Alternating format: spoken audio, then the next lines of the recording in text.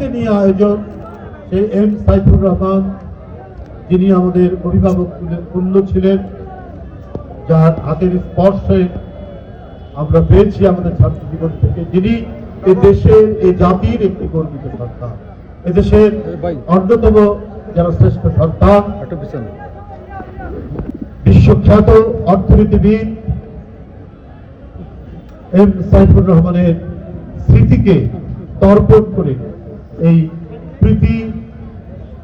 Football ম্যাচের প্রতিযোগিতা, এখানে যারা বিজয়ী হয়েছেন তাদেরকে আন্তরিক ধন্যবাদ, শুভেচ্ছা তাদের কৃতিত্বের জন্য। যারা পরাজিত হয়েও আপনারা দীর্ঘদিন খেলে রানার্স আপে